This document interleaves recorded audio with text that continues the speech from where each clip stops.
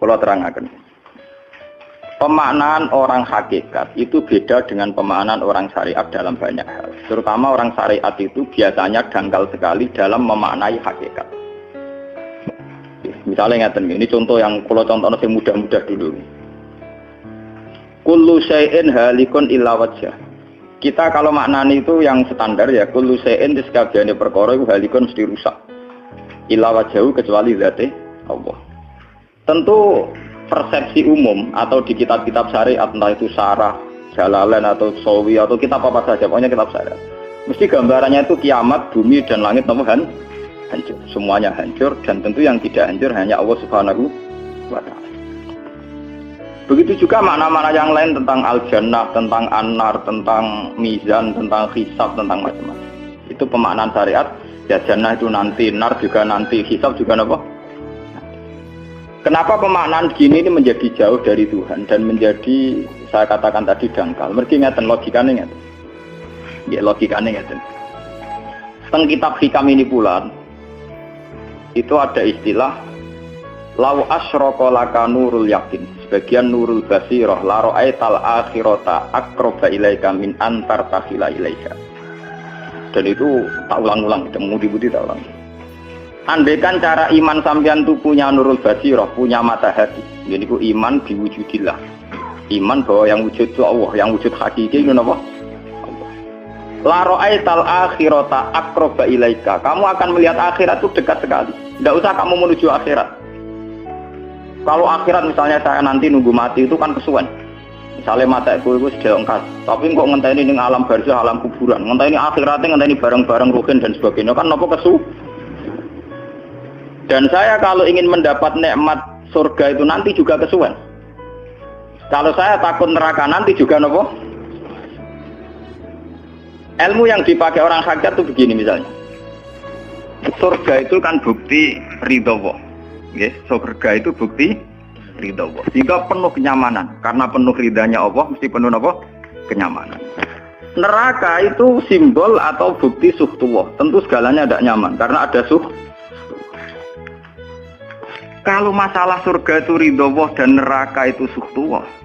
Loh sekarang tuh masalahnya kan di Allahnya, bukan di surga dan neraka. Sekarang Allah wis wujud napa dereng? Ampun wujud. Dan Allah pun beraksi napa dereng sampun. Sekarang juga Allah juga punya ridhonya, juga punya suhtunya. Allah sekarang juga punya sifat seneng, juga punya sifat ben. Kalau kamu iman betul punya nurul basiro ya sekarang juga Allah itu adepi. Kowe saiki golek ridhone dan menghindari tidak usah nunggu surga. Dan saat itu juga Anda sudah di surga. Sehingga perasaan wong hakikat ibadah kok ngenteni suben kesuwen. Wong Allah wujude saiki. Lho kita ini kan nyembah apa? Apa wujude saiki kok ditunda suben bodoh tak pinter. Jadi sampean yang di sini itu bodoh semua. Kalau cara ibadah demikian. Saiki tobat Muharram nih napa? Tobat. Paham ya? Itu ngeri. Kalau baleni malih. Kalau surga, bukan berarti terus gini, Gus berarti surga yang kayak gambaran di hadis di kitab-kitab berarti tidak ada. Yang bilang tidak ada itu siapa? Wong kayak sampean itu sing ora ono terus. Sing ora ono iku pamahaman, dadi utekem sing ora ono iku ora kok masalah swarga dan apa. Lho coba, surga itu kan bukti ridho Allah, neraka suhtullah. Allah kan sekarang sudah wujud toh. Wujudnya Allah nunggu surga apa enggak? Enggak kan? Dan ridho Allah itu sekarang juga terjadi. Suhtullah juga sekarang juga. Mbok buru sekarang, mbok dicari sekarang. Ridho Allah mbok dicari sekarang. Yaitu seperti doa-doanya Syaikhul Qadir, ilahi ridhoka matlubi. Ilahi anta maksudi wa ridhoka apa? Matlubi. Ya karena ya ilahi. Ya sudah berarti benar-benar dimulai sekarang. Sehingga kayak saya sendiri, nak umat ilmu hakikatku, kayak aku apa ibadah haji kayak kesuwen. Apa mulang sampean ya kesuwen. Mbok sesuk ape mergawe ya kesuwen. Mergo paling banter logikane ngeten. Misalnya saya dari rumah, semula Mustofa Ruhin goblok-goblok nak menawa ibadah. Iku kesuwen. Kesuwene ngeten. Engko mulang ning Ruhin wis kasil mulang ya golek ridane Allah. Padahal mulai saya niat juga sono ridane Allah. Saya melangkahkan kaki ya wis ana Allah sono ridane. Sehingga mulane Kanjeng Nabi ngendikan niatul mukmin khairun amalihi. Wis niat tok wis amal mergo kontrake sampai pangeran sing wujud terus. Setiap detik, setiap saat, setiap khotbah, setiap langkah wis kontrake Allah terus. Jadi ya misalnya rasido lah ora apa-apa, ape mulang Ruhin rasido ora apa-apa, ape ngekek dhuwit Ruhin rasido ora apa-apa. Mulane cara Kanjeng Nabi wong niat apik ra sida tetep ganjaran mergo kontrake sebab pangeran Allah ya sujud. Sedekah ben sing sida paham. Iku wis ditulis sita. Paham. Ben sampean ngerti sirine hadis kenapa niat saja ditulis ganjaran karena niat itu artinya orang sudah mengkontrakkan diri, mengikat diri dengan Allah yang setiap saat wujud juga dan saat itu juga wujud. Jadi kamane kados kula misalnya kepengin haji. Gusti berhubung haji perintah jenengan nggih kula kepengin. Tapi saya sekarang juga mulai ibadah. Nggih, mulai napa? Ibadah karena saya tahu golek haji ya ridane Allah. Sekarang juga ya ridane Allah. Dari dana Allah dalam konteks sekarang mungkin saya ngajak, mungkin apa Ruhin nyabari melarat dan mungkin terus begitu itu ada terus. Ujung-ujungnya kepen suga, kepen sodako diridani pangeran kan begitu. Nah zaman ke melarat, ya ono carane diridani pangeran, sabar ngempet. Mau sono juga, jadi rasa kesusu paham kan? Jadi itu memang begitu, orang hakikat tuh nggak pernah kesusu. Itu jenenge wal asri demi waktu. Jadi semua waktu itu padat dengan amal. Mergo zaman kiri untuk ridani Allah lewat jalur sabar. Zaman suka untuk ridhane Allah lewat jalur sedekah ikhlas. Paham nggih? Zaman bingung diusir bojo ya misalnya ya lewat sabar. Zaman bojo mesra ya lewat rahmat. Pokoknya ono terus. Sehingga wal asri ini padat innal insana lafi khusr. Manusia selalu rugi illal ladzina amanu kecuali saat itu dia iman, saat itu dia sholihat. Jadi kalau orang hakikat maknanya ya kecuali saat itu dia iman, kecuali saat itu dia sholihat. Demi waktu. Demi waktu ngenteni sampean kan terlambat paham nggih? Iku nak oleh maknane wong napa? Hakikat. Dan itu rumah sakul wis cerdas. Karena dari awal ilmu hakikat dianggap katanya di atas nopo syariat. Jadi sampean malah enak, jangan ngaji mek kula enak, dadi mulai omah wis ibadah. Delik-delik kok bojo ben iso ngaji wis mulai ibadah. Enggak apa-apa, menghindari kebatilan demi barang hak itu ya. Itu sudah bagian dari. Menarik sampean terima sampean. Sak kula mawon niku wis biasa. Jadi Gus kok amen lunga-lunga. Lah terus piye hukume iku piye? Ya hukum. Lha kalau dia cerita. Kiai Arwani top-top kiai. Kiai Quran top-top ra Kiai Arwani. Ini bapak menangi Arwani melarat. Itu kalau beliau ngajar di rumah. Jadi sempat beliau itu ngajar di rumah. Itu kalau bunyainya itu agak kereng. Bawa urusan belanja bawa agak kereng. Cuma pindah di masjid aja. Jadi ya basarnya sekali lebih aman. Di masjid lebih apa? Jadi kabeh kiai tahu sok enggak ngaji ning omah ben barokah, tapi ketika suasana tidak kondusif pindah. Momennya ditambah mertua barang dunia. Bojo tok wis problem, momennya tambah mertua tambah IP. Mulane mubalek ku PD-PD, mergo pidatone ora ning area terlarang. Tambah do tambah PD, mergo ora konangan. Ning areane dhewe bar. Dia nak gadah bojo kudu sakinah mawaddah rahmah dari bojone men capek. Lah nek kenapa mubalek mlepuk mergo jauh dari area. Sing ngono tok kuncine. Tapi kalau orang hakikat itu ya gak ngeluh. Ketika bojo grundel kowe ridho mek kodok kodare pangeran ya ibadah. Berhasil melalikan diri ya napa? Akhirnya berhasil ngaji ya napa? Karena Allah itu wujud di setiap langkah kita, di setiap detik kita, di setiap nafas kita. Lah kalau wujudnya Allah di setiap detik kita, nafas kita, kenapa nunggu nanti-nanti? Sebab itu sedekah Rasulullah ketika Nabi ngendikan, ya mulai niat itu dihitung. Lah wong saiki wong intelektual kabeh. Bagaimana mungkin belum aksi nyata kok sudah dihitung ora roh pangeran, paham nggih? Paham nggih wong-wong ora roh pangeran. Dadi intelektual ya kudu tobat, paham. Bagaimana mungkin niat belum aksi nyata kok sudah di jadi nak goblok ora rasa di syariat. Nek wis goblok ditulis ning koran dadi buku. Wong goblok kok di syariat, di syariat. Wong dari awal Nabi ngendikan dimulai niat. Maksudnya niat itu niat amal soleh lillahi ta'ala-nya dari awal transaksinya dengan Allah Subhanahu wa taala. Ingatnya. Lalu kula ngrasa ibadah. Lah di sini ini kelihatan Nabi sering ngendikan ini yang hadis sahih. Misalnya Nabi ngendikan seseorang itu selalu dalam keadaan salat, maka nanti salat tahbisuhu. Misalnya orang pujian ngenteni kiai ini teko. Nek kiai nek sepuh watak-watak ambeng imami kok ngombe pil sik bariku ndredeg-ndredeg ra teko-teko. Iku jare Kanjeng Nabi wong sing ngenteni imame teko, iku ya cek salat terus senajan to urung salat. Ngono Kanjeng Nabi tau dipraktekno cara. Kanjeng Nabi itu kalau salat standarnya awal waktu, tapi beliau itu pernah salat Isya sekitar jam 1:30. Yaqqa sulusul lailil akhir sekitar 1:30. Itu separuh sahabat sudah turu. Sing Umar menutuki kentong kelontangan. Yang mantan preman, mantan apa? Preman. Terus. Nah, malane akeh kiai sing gak berturu terus salat ra wudu mergo hadis iku critane iku Mereka ya namun, tapi fasallahu walam yatawaddu. Jare wong fikih, mergo iku lungguh. Lungguh nek orang geser iku ora apa. Apa jare wong fikih lah, ono-ono ae. Turune sahabat sing gaplek-gaplek ya mlungker.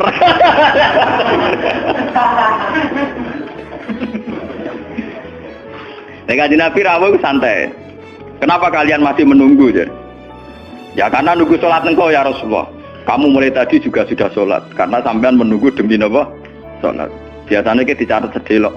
Mereka nunggu terus sholat. Mau dicatat mulai mau nganti saiki. Jadi hari ini pahala kamu lebih tinggi. Nabi tenang. Ya memang begitu.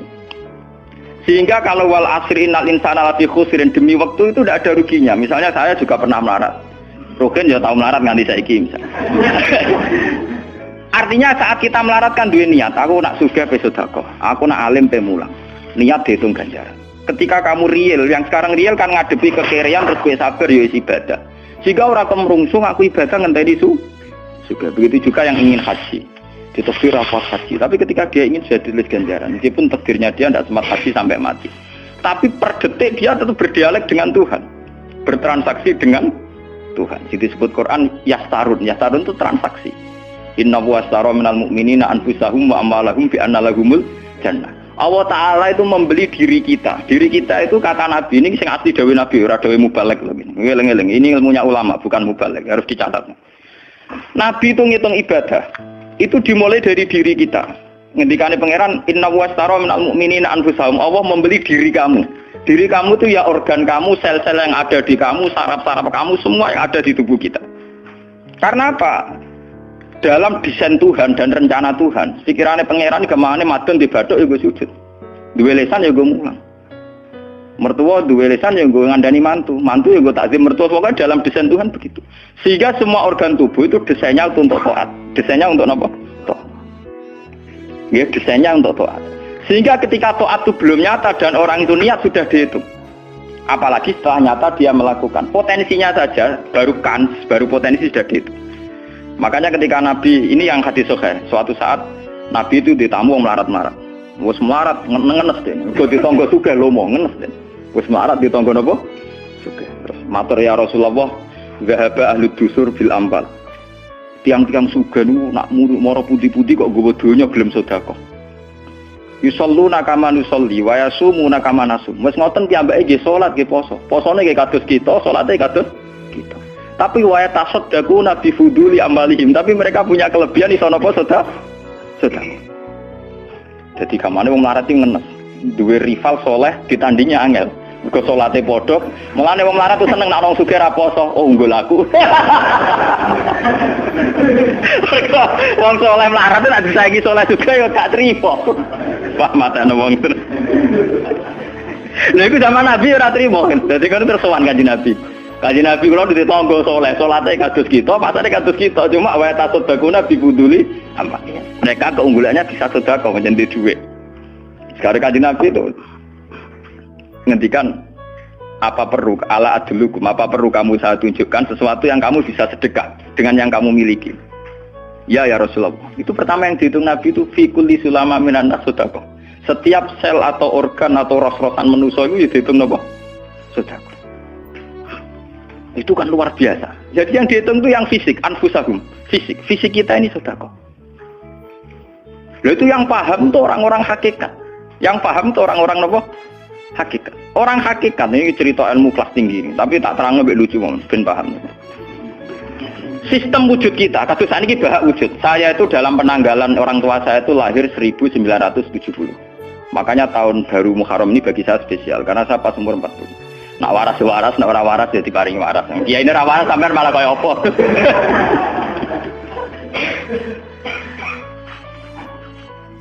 Kalau dalam teori ilmu hakikat, sebelum tahun 70 berarti status saya kan ala Adam tidak ada. Memang tidak ada itu punya positif gak maksiat. Nggih, jenenge ora ana penyelingkuhi sapa, pengorupseni apa, kurang ajar ambek sapa jenenge ora ana. Ketika Adam saya dihilangkan, sifat ketiadaan saya dihilangkan, saya menjadi wujud. Nah itu cara ilmu hakikat.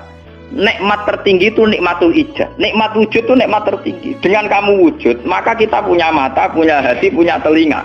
Dan dengan kita wujud kita bisa asyhadu, bisa ikut bersaksi. Asyhadu alla ilaha illallah. Jadi dengan kita wujud saja, potensi wujud saja dengan kita wujud tuh nyekseni. Loh, ternyata langit bumi digawe Allah. Allah sing gawe aku, Allah sing menciptakan ini semua. Sehingga dengan modal syahadah saja itu orang sudah min ahlil jannah.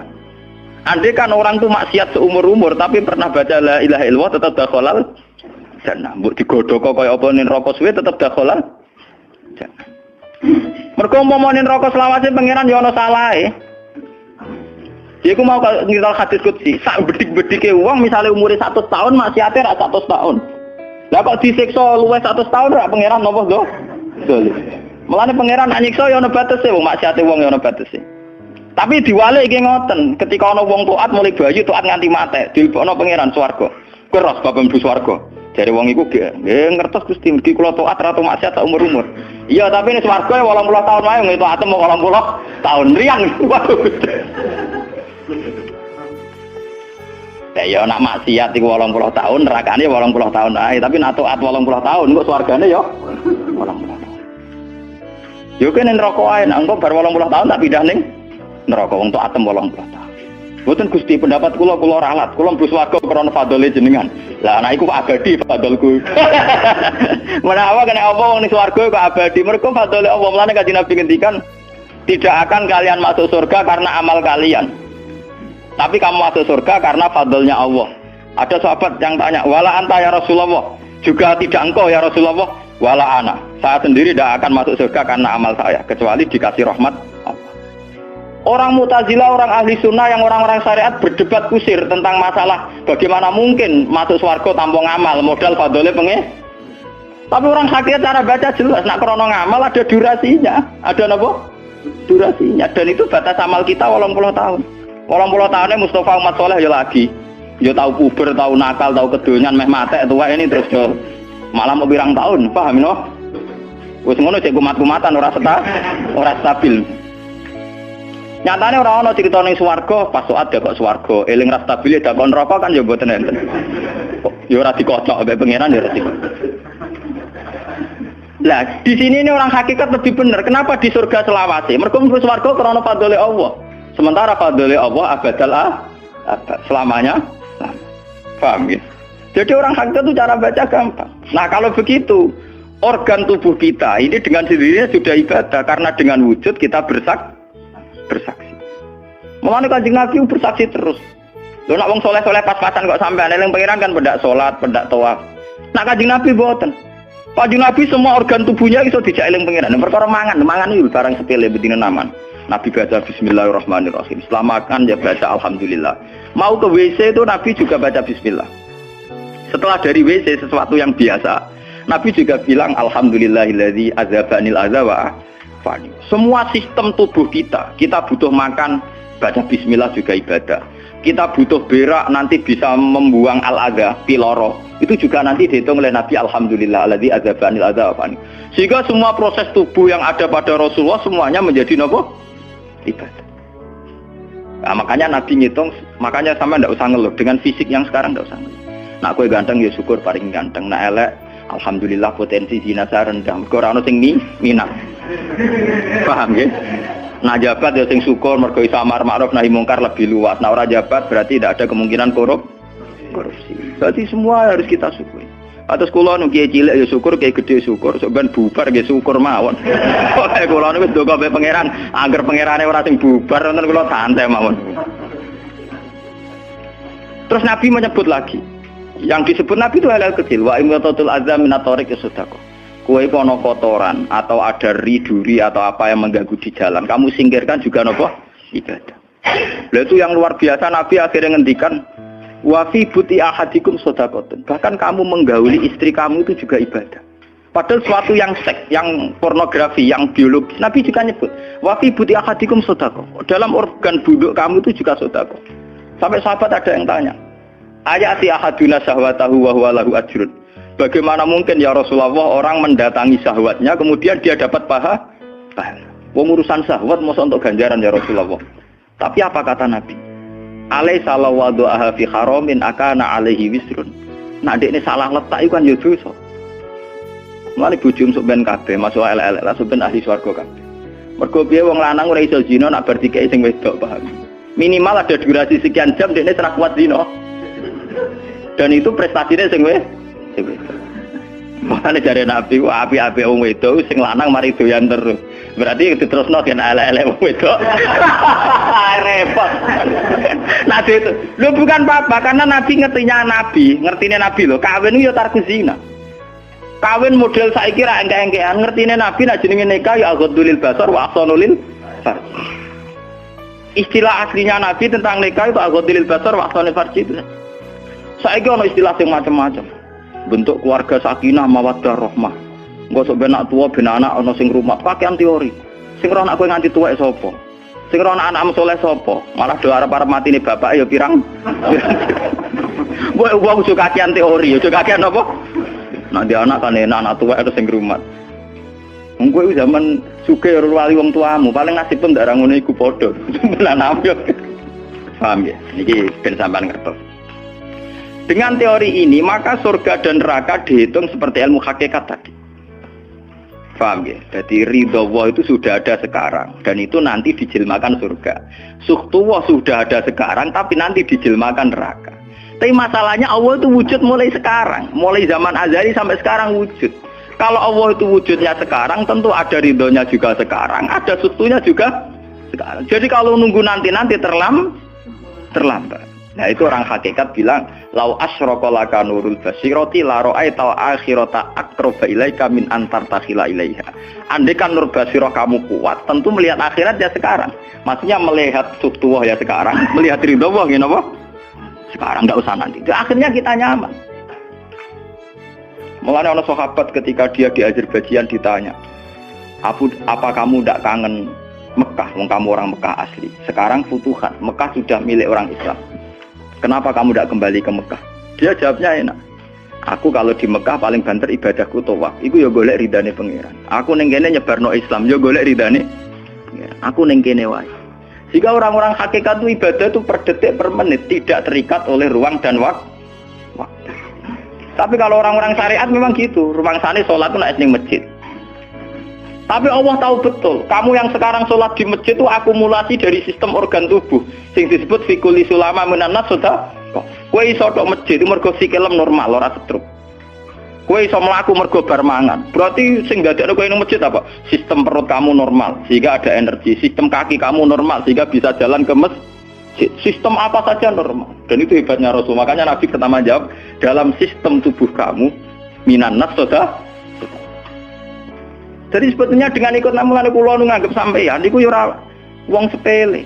Cara pantes itu tak anggap wali kaya kula. Gara-gara niki sebetulnya kalau bisa manfaatkan tubuh sampeyan yang meskipun bentuknya juga tidak jelas, itu sudah wali.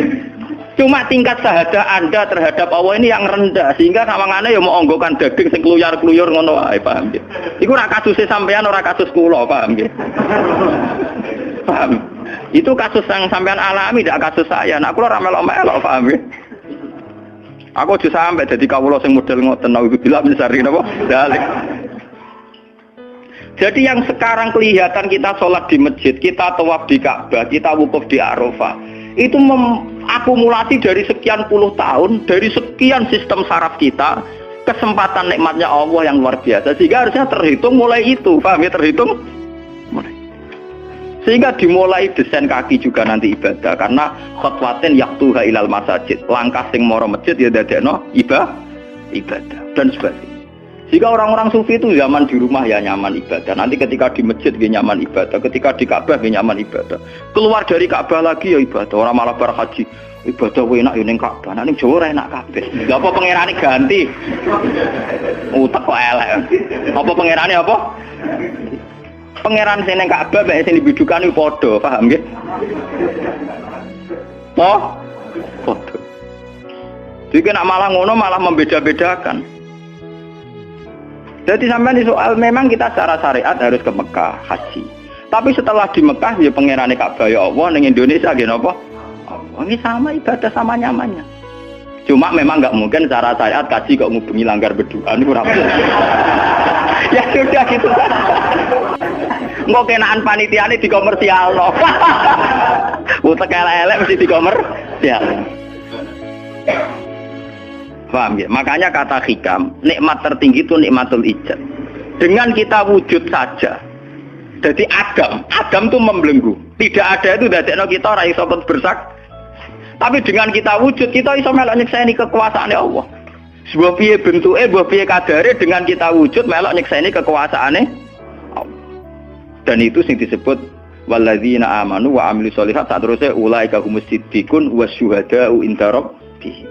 Orang-orang sing iman mesti dengan sendirinya jadi syahid, jadi saksi. Yang makanya Allah kalau ngitung saksi di Quran mulai mata kita, hidung kita, yauma tasyhadu alaihim alsinatuhum wa aydihim wa arjuluhum bima kanu, itu semuanya, mulai lesan, mulai apa semuanya. Mulane kula wujud ki seneng. Piye wae kula wujud Gusti iso nyekseni kekuasaane jenengan. Lah sing perkara kan ya juga gara-gara wujud durakani pangeran. Lah iku mulai perkara. Mulane ngendikane Kanjeng Nabi, kenapa itu hebatnya Rasulullah. Makanya saya yakin bahwa Rasulullah itu juga pengajar ilmu hakikat. Tentu karena Nabi cara ngajarnya tidak melahirkan kesesatan kayak kasusnya Husain Al-Khallas dan Siti Jenar. Sebetulnya sederhana. Kenapa Nabi bilang Sayyidul Istighfar itu dunia tidak dimulai dari kata astagfirullah. Sayyidul Istighfar dimulai Rabbi, Allahumma anta Rabbi, la ilaha illa anta khalaqtani. Bukan dimulai dari kata istighfar. Kata Nabi, istighfar terbaik itu lafadznya ini, Allahumma anta Rabbi, jenengan pangeran kula. La ilaha illa anta, ora ana pangeran kecuali jenengan. Anta Rabbi, jenengan pangeran kula. Khalaqtani. Pokoke piye jenengan kadung gawe kula. Resiko nek gawe kadang kula nggih maksiat niku. Dadi piye wae madun maksiat, rukin maksiat piye mergo kadung di munggo ora ana ya ora maksiat. Jadi kamane pangeran yo rada keteror, waduh. Istighfar model neror. Iku dari sarah-sarah hadis kok ono piye wae maksiat itu perkarane wujud. Meskipun piye wae taat yo krana Jadi cerita sampe pangeran. Gusti, piye wae jenengan kadung gawe kula. Tapi harus jujur. Makanya orang-orang yang pernah maksiat itu harus jujur kados kula. Nak niru kados kula. Dia istighfar itu jujur. Malah kula boten seneng. Muni astagfirullah kula boten seneng. Itu nanti menjadikan orang itu pesimis dan hubungan dengan Tuhan itu negatif. Kesane kita hanya dosa saja. Kowe nak wiridan astagfirullah ping 100 kula boten cocok. Ping 1000 boten cocok. Mun sampean kula ijazahi, piye wae iki hadis sahih. Kata Nabi itu sayyidul istighfar, istighfar terbaik. Harus dicatat itu dawuh Nabi itu istighfar terbaik. Kalau sampean astagfirullah saja itu nanti kalau jenis-jenis orang yang kuper atau yang pesimis, ya Allah Gusti dosa tok kula tembunya dosa tok. Kapan kula saged jenengan tampa tobaté? Sehingga dekne bayangno pengenan tampa tobaté ya kangelan tenan.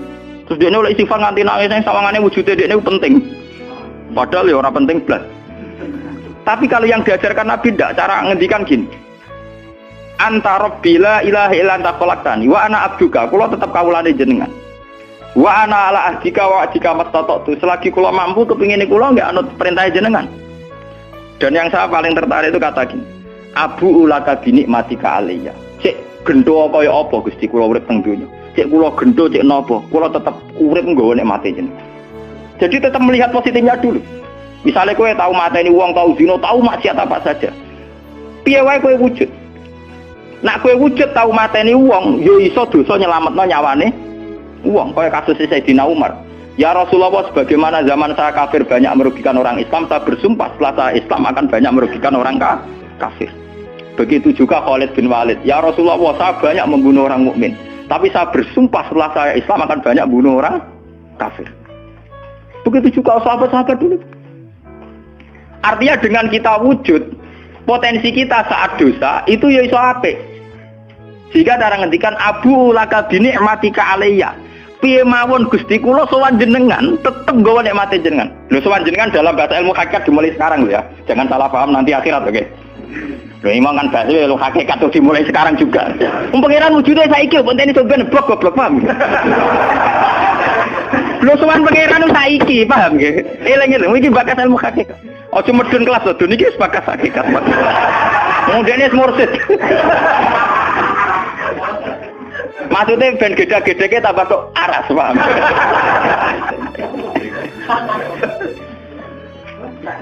Ben ro, Lho sowan pangeran mulai saiki. Sekarang juga kita sudah sowan Allah. Tentu kita kudu ikrar semua nikmatnya Allah yang sekarang juga. Abu laka binikmati ka aliyah piye mawon Gusti kula tetep balik nikmati jenengan. Status saya wujud ini mergo nikmati jenengan. Gara-gara kula wujud nyekseni wujude jenengan. Akhirnya gara-gara kula nyekseni wujude jenengan nak maksiat yo sungkan Gusti.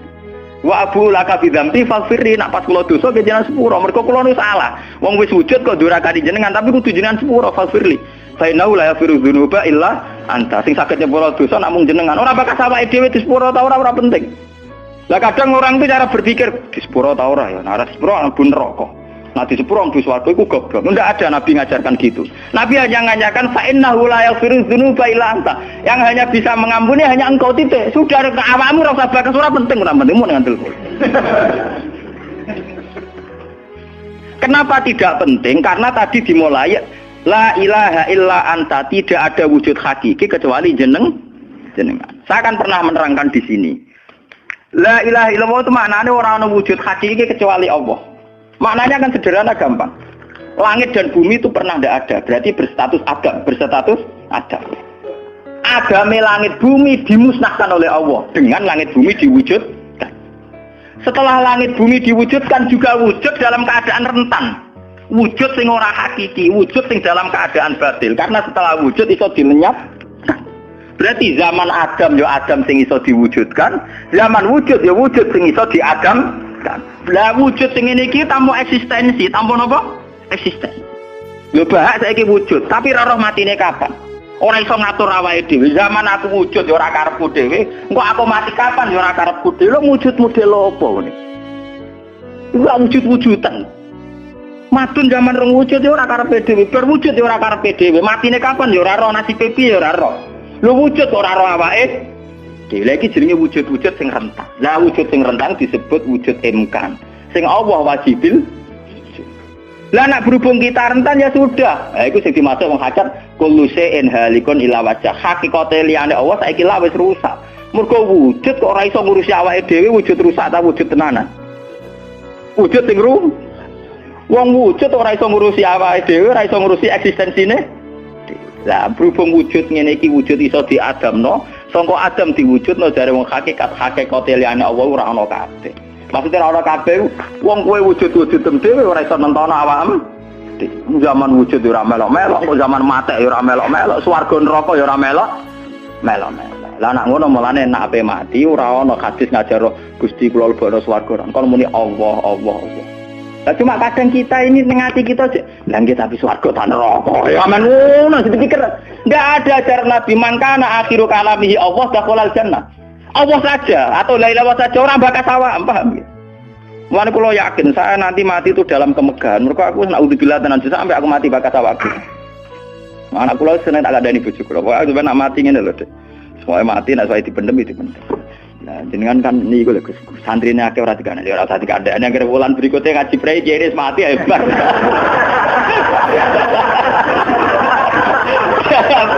Asline ayo roh dhewe. Loh, kok cucu sing murah rugen, gila ning situ ya kan.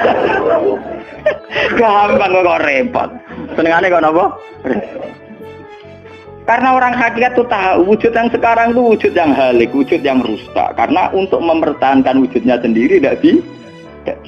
Makanya orang-orang hakikat maknane ora ana wujud hakiki kecuali Allah. Mergo wujud sing saiki iku madun wujud ya ora melo-melo. Cara dene oleh milih anak SP saja.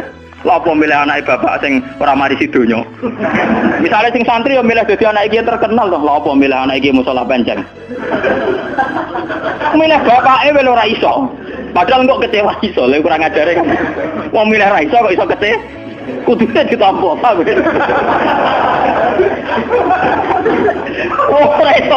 Mulane wong bangga mek nasab ya goblok ya keliru. Wong dekne ora sing milah kok, Bang. Loh, dia ditakdir dadi bapak iku ben kiai iki dekne sing milah apa takdire pangeran. Takdir jo bangga. Mulane kula anak sapa ya bangga. Cuma pangeran ra mentolo ngoten mawon. Tapi kula njen boten bangga ben nasab nggih biasa. Nah, anak kula undang kula ya bapak. Mulane tamu-tamu bingung, keluarga-keluarga sing biasa ngiyai. Apa teng dalem anak saya itu bingung. Abah siapa? Latihan apa?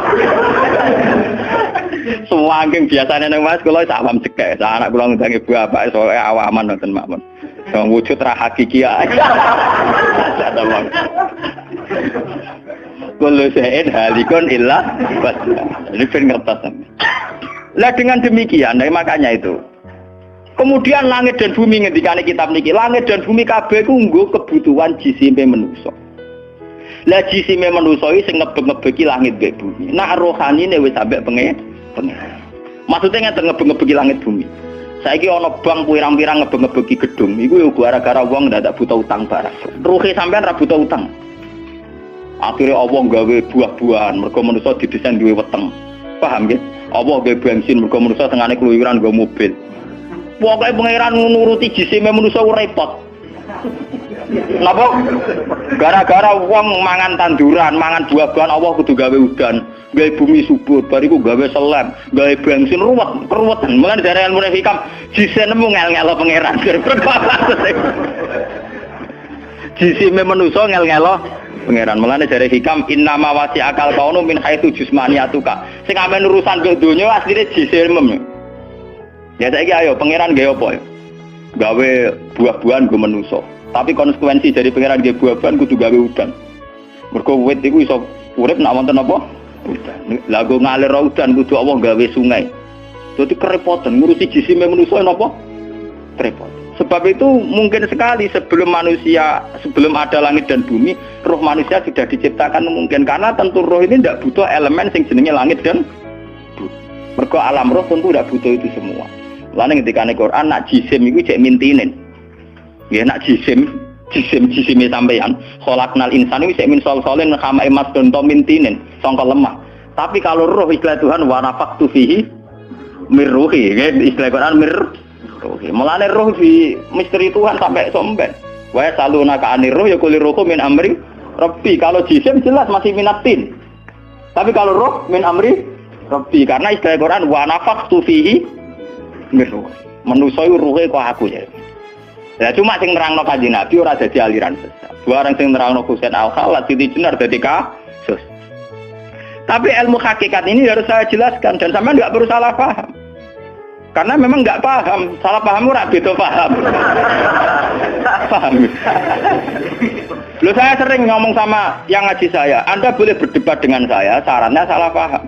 Tapi kalau tidak paham dengan yang paham ya ngaji. Ora paham kok muni salah paham. Salah paham ora padha akeh referensine.